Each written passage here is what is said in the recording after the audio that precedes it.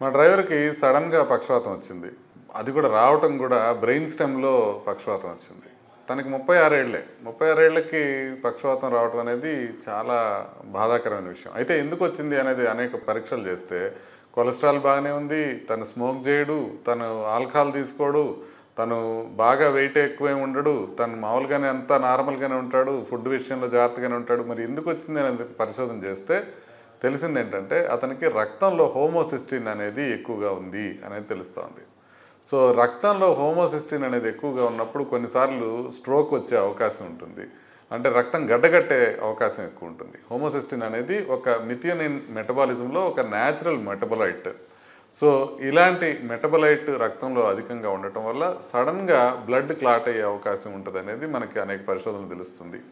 చాలాసార్లు ఏంటంటే ఈ హోమోసిస్టిన్ ఎక్కువ ఉండటం వల్ల గుండెకు కూడా ప్రాబ్లం రావచ్చేమో అన్న అనుమానం ఉంది. కానీ హోమోసిస్టిన్ ఎక్కువ ఉన్న వాళ్ళకి గుండె జబ్బులు రావటం కరెక్టే. కానీ హోమోసిస్టిన్ని కంట్రోల్ చేయటం వల్ల గుండె జబ్బులు తగ్గుతున్నాయా అంటే ఆ పరిశోధన ఆ విషయంలో క్లియర్గా లేదు.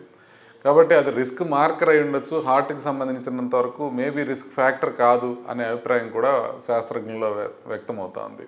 కానీ స్ట్రోక్కి సంబంధించినంత వరకు మాత్రం ఖచ్చితంగా హోమోసిస్టిన్ ఎక్కువగా ఉంటే అది స్ట్రోక్కి దారితీసే అవకాశం ఉంటుంది. సీరం హోమోసిస్టిన్ అనేది ఒక చిన్న బ్లడ్ టెస్ట్. ఆ బ్లడ్ టెస్ట్ చేయించుకుంటే కనుక ఆ హోమోసిస్టిన్ లెవెల్ 15 కన్నా తక్కువ ఉండాలి. 15 కన్నా ఎక్కువ ఉంది అని అంటే దానివలన క్లాటింగ్ టెండెన్సీ ఎక్కువ ఉంటుంది. దీంట్లో ఒక మంచి విషయం ఏంటంటే హోమోసిస్టిన్ తగ్గించుకోవడానికి కెమికల్స్ ఏమీ అవసరంలా, విటమిన్స్ మాత్రమే సరిపోతాయి. B6, B12, ఫోలేట్ కలిపి ఉండే ట్యాబ్లెట్ ఉంటుంది. ఆ ట్యాబ్లెట్ వేసుకుంటే కనుక హోమోసిస్టిన్ నార్మల్ అవుతుంది. సో అది కంటిన్యూ చేయొచ్చు కూడా, ఎందుకంటే అది వైటమిన్స్ మాత్రమే. కాబట్టి మనం ఒకవేళ తక్కువ వయసులో స్ట్రోక్ కనుక వస్తే మనం ఖచ్చితంగా హోమోసిస్టిన్ అనేది ఎక్కువ ఉందా తక్కువ ఉందా చూసుకోవాలి. ఒకవేళ హోమోసిస్టిన్ కనుక ఎక్కువ ఉంటే దాన్ని ట్రీట్ చేసుకునే విధానం మనకు అవైలబుల్ ఉంది.